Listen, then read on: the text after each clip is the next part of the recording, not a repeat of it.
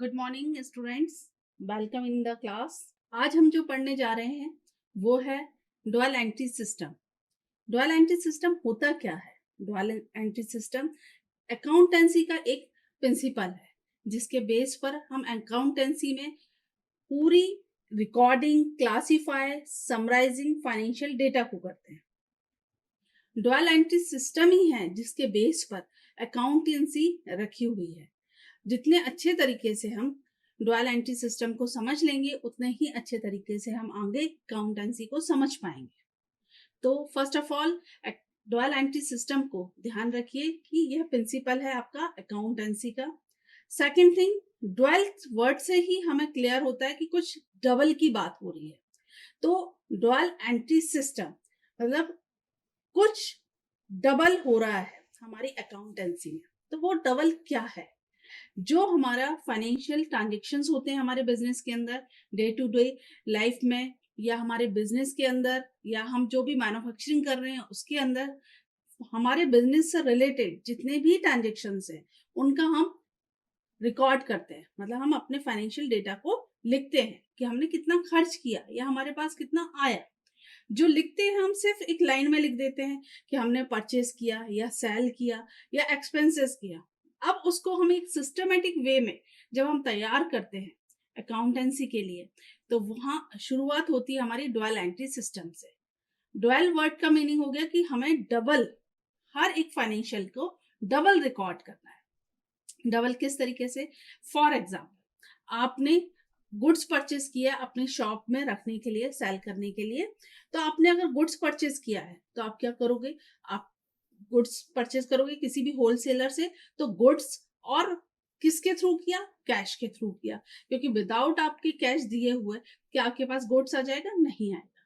हाँ, आपको लगता है कि हाँ क्रेडिट में आ जाएगा क्योंकि मेरी बहुत अच्छी पहचान है और मैं उससे क्रेडिट में ले सकता हूँ। तो या तो आपने है ना गुड्स कैश में लिया है, या फिर चेक के थ्रू लिया है, या आपने अपनी पहचान की वजह से क्रेडिट में लिया है जो आज नहीं, आपको कुछ समय बाद पे करना है। पर आपकी एक एक्टिविटी करने से, मतलब आपके गुड्स परचेज करने से, देखिए दो अकाउंट अफेक्टेड हुए। कौन कौन से हुए? एक आपका परचेज मींस गुड्स जो आपके बिजनेस के अंदर आया, दूसरा कैश जो आपके पास से, जिससे आपने परचेज किया उसके पास गया। इसी तरीके से आपने गुड्स अगर परचेज किया है तो डेफिनेटली उसे आप सेल भी करेंगे। और सेल करने के लिए आप क्या करोगे? सेल करने के लिए आप लोगों से कांटेक्ट करोगे, या शॉप में है आप, शॉप है तो लोग आपके पास आकर आपसे गुड्स परचेज करेंगे। गुड्स परचेज करेंगे तो भी सेम थिंग होगी, या तो कैश में हो रहा होगा, या चेक के थ्रू हो रहा होगा, या ऑनलाइन ट्रांजेक्शन हो रहा होगा हमारा, या क्रेडिट में हो रहा होगा। तो भी दो अकाउंट हमारे अफेक्टेड हुए। एक, हमारा गुड्स हमारे शॉप से बाहर चला गया।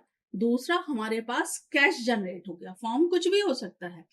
अगर फॉर्म आपका कैश ही हो सकता है आपके पास, हो सकता है कि आपने ऑनलाइन ट्रांजेक्शन किया हो तो आपका अकाउंट का बैलेंस इंक्रीज हो गया हो। फॉर्म हो सकता है कि आपका क्रेडिट में हुआ हो, कि आपके फ्रेंड ने बोला हो कि आज नहीं, मैं आपको 2 दिन बाद पेमेंट करूंगा। पर आपका दो इफेक्ट हुए, गुड्स पर और आपके कैश पर। ठीक है। इसी तरीके से आपने अगर शॉप रेंट पर ले रखी है तो रेंट पर आप क्या करोगे? रेंट आप पे करना पड़ेगा आपको। रेंट पे कर रहे हो क्यों? क्योंकि आप सर्विस प्रोवाइड ले रहे हो उस शॉप की। तो आप रेंट, सर्विस ले ली आपने तो उसका रेंट किस फॉर्म में पे किया आपने? कैश के फॉर्म में। फिर दो अकाउंट अफेक्टेड हो रहे हैं। मतलब हमेशा हर एक कंडीशन में आपके फाइनेंशियल ट्रांजेक्शन में दो अकाउंट इफेक्टेड होते हैं। इसलिए हम इसे बोलते हैं dual entry system. Now is clear dual entry system का कि फर्स्ट थिंग इज इट्स, ये आपका प्रिंसिपल है। दूसरा कि हर एक ट्रांजेक्शन में हमारा डुअल इफेक्ट हो रहा है। क्लियर? अब डुअल एंट्री सिस्टम के थ्रू हम क्या क्या पढ़ेंगे? डुअल एंट्री सिस्टम के थ्रू हम लेजर पढ़ेंगे कि किस तरीके से हम जर्नल एंट्रीज कर सकते हैं, किस तरीके से हमें प्रॉपर अपना रिकॉर्ड मेंटेन करना है। क्योंकि हमें अपना रिकॉर्ड तो मेंटेन करना ही होगा, क्योंकि सिर्फ हम लिखकर तो नहीं बता सकते कि क्या ट्रांजेक्शन हमारे हुए हैं। कि भाई हम लाइन में लिखते जाएं और कॉपियां भरते जाएं और ये बता दें कि हमारा इतना प्रॉफिट जनरेट हुआ। इट इज नॉट पॉसिबल जब तक हम उसे एक सिस्टमैटिक मैनर में प्रेजेंट नहीं करेंगे। तो हम सबसे पहले लेजर बनाएंगे। लेजर में हम सॉरी जर्नल बनाएंगे। जर्नल के बाद हम लेजर बनाएंगे। तो जब आप जर्नल एंट्रीज करेंगे, जर्नल एंट्रीज करते समय आप कुछ रूल्स को फॉलो करेंगे और उससे रिकॉर्डिंग करेंगे। फिर जो आपने जर्नल एंट्रीज की हुई हैं उसके जो अकाउंट्स आपने ओपन किए उनको क्लासिफाई करेंगे फॉर्म ऑफ लेजर, लेजर के थ्रू बनाएंगे आप। लेजर के थ्रू आपने अपने क्लासिफाई कर दिए सभी अकाउंट को, और फिर उन अकाउंट के बेस पर हम ट्रायल बैलेंस बनाएंगे। ट्रायल बैलेंस से हमें ये पता चलेगा कि हमने जो जर्नल एंट्रीज और लेजर किया है वो सही किया था या नहीं किया था, तो उसको हम बनाएंगे और ट्रायल बैलेंस से हम रिजल्ट लेंगे अपना। जब ट्रायल बैलेंस आपका तैयार हो जाता है तो आप क्या करते हैं, आप उससे बनाते हैं फाइनल अकाउंट, क्योंकि हमने रिकॉर्ड तो कर लिया हमारे डेटा को। अब उस डेटा को जो हमने रिकॉर्ड किया है उसके थ्रू हम ये जानना चाहते हैं कि हमारे बिजनेस में एक्चुअल प्रॉफिट हुआ कितना है। तो इस प्रॉफिट को जानने के लिए हम क्या करते हैं, फाइनल अकाउंट बनाते हैं। फाइनल अकाउंट में हम ट्रेडिंग अकाउंट बनाते हैं जिससे हमें पता चलता है कि ओवरऑल हमारा ग्रॉस प्रॉफिट कितना हुआ है। फिर आप बनाते हैं P&L अकाउंट। P&L अकाउंट से हमें पता चलता है कि हमारा नेट प्रॉफिट कितना जनरेट हुआ है। बैलेंस शीट बनाते हैं जिससे कि हमें पता चलता है कि हमारे बिजनेस की फाइनेंशियल पोजीशन क्या है। तो ये सारे जो स्टेप हैं ये हमारे शुरू होते हैं डुअल एंट्री सिस्टम के बेस से। ठीक है, अब आप ये बताइए मुझे कि ये जब हम सब कुछ कर रहे हैं तो हमारे किस बेस पे कर रहे हैं, क्योंकि कुछ ना कुछ रूल्स या रेगुलेशन होना चाहिए जिससे कि हमें ये पता चले कि डुअल एंट्री हम किस तरीके से कर रहे हैं। तो रूल्स होंगे कुछ ना कुछ, जैसे हम मैथमेटिक्स पढ़ते हैं तो कुछ फॉर्मूले होते हैं, फॉर्मूले में वैल्यूज पुट करते हैं और हम सॉल्यूशन निकालते हैं। इसी तरीके से अकाउंटेंसी में कुछ रूल्स होते हैं जिन्हें हम फॉलो करते हैं और फॉलो करके हम उसका रिजल्ट निकालते हैं।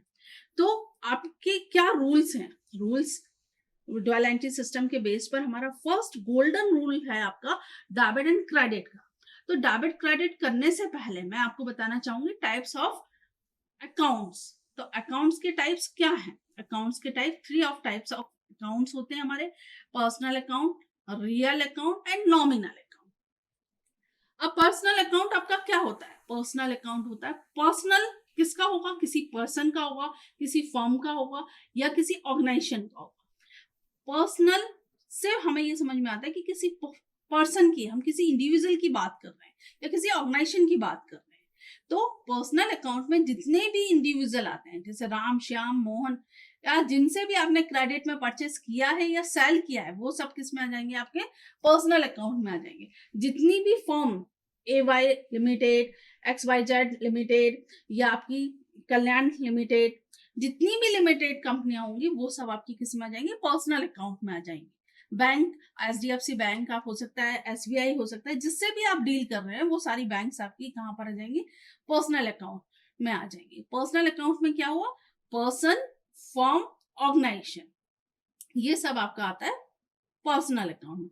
अब पर्सनल अकाउंट है तो डेफिनेटली कोई रिसीवर होगा और कोई गिवर होगा। तो कौन रिसीवर होगा और कौन गिवर होगा और इसका हमारा क्या रूल होगा, इसके लिए आप सबसे पहले इसे नोट डाउन कर लीजिए। The receiver are debit, giver are credit.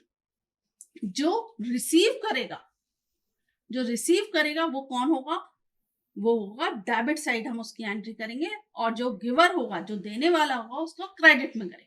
और हमेशा एंट्रीज करते समय या रूल फॉलो करते समय ये ध्यान रखिएगा कि हम ये एंट्रीज किसके लिए कर रहे हैं, हम अपने लिए नहीं कर रहे हैं। मतलब सोनिया अपने लिए एंट्री नहीं कर रही है, पर्टिकुलर अपने बिजनेस के लिए कर रहे हैं। तो जो बिजनेस के लिए कर रहे हैं वो आपकी, उसकी एक सेपरेट एंटिटी है, तो उसके लिए हम बिजनेस कर रहे हैं। तो वो बिजनेस ही रिसीवर है या गिवर है, ये हमें देखना रहेगा। हम पूरे जो भी रूल्स फॉलो करेंगे वो बिजनेस के लिए करेंगे। क्लियर? तो फर्स्ट रूल पर्सनल अकाउंट का रूल हुआ, the receiver are debit, giver are credit. Now is clear? Second हमारा अकाउंट होता है रियल अकाउंट। रियल अकाउंट का क्या रूल होता है, रियल अकाउंट का रूल होता है, फर्स्ट ऑफ ऑल हम ये समझ लें कि रियल अकाउंट में आता क्या है।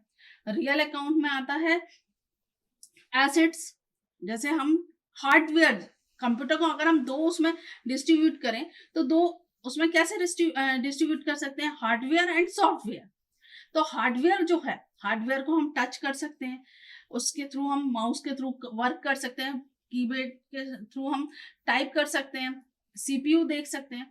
तो ये सब कुछ हार्डवेयर है जिसे हम टच कर सकते हैं। इसी तरीके से हमारे बिजनेस में होता है, जितने भी हमारे एसेट्स होते हैं आपकी, वो सब किस में आती है, आपके रियल अकाउंट में आती है। तो रियल अकाउंट में क्या होता है आपका, what's come in debit, what's goes out credit.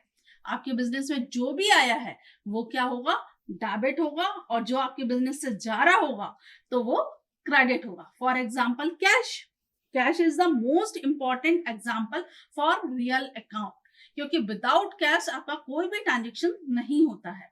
तो आपके कैश अकाउंट का क्या होगा, कैश आपने अगर कम है, आपके बिजनेस में आ रहा है कैश, तो आप क्या करोगे, डेबिट करोगे, और अगर आपके बिजनेस से जा रहा है तो आप उसको क्रेडिट करोगे। क्लियर? तो रूल भी आप इसको नोट डाउन कर लीजिए, what's come in debit, what's goes out credit. Now is clear? Now nominal account, nominal account like the software where सारे एक्सपेंसेस एंड लॉसेस या इनकम एक्सपेंसेस जो कि हम देख नहीं सकते पर महसूस कर सकते हैं, जिनकी सर्विस हम ले सकते हैं, वो आपके नॉमिनल अकाउंट है। तो नॉमिनल अकाउंट में आपका क्या होता है, नॉमिनल अकाउंट में रूल है आपका, all expenses and losses debit, all income and gain is credit. ठीक है? For example rent, commission, salary, telephone bill, electricity bill, stationery, audit fees या income receive, rent receive, interest receive, ये सारे expenses जिनको हम feel तो कर सकते हैं, सर्विस तो ले सकते हैं, पर हम उन्हें टच नहीं कर सकते हैं, वो सब आपके नॉमिनल अकाउंट में आ गया। अब रूल याद करने के लिए सबसे अच्छा तरीका है, पर्सनल और रियल में क्या हो रहा था, रिसीवर और कम, आपको मतलब एसेट्स कम थी वो डेबिट थी, और गिवर और जो आउटगोइंग थी आपकी एसेट्स वो आपकी क्या थी, क्रेडिट में थी। पर नॉमिनल अकाउंट में इससे अपोजिट था। अपोजिट क्या था कि all expenses and income debit, all income and gain is credit. Okay, thank you very much.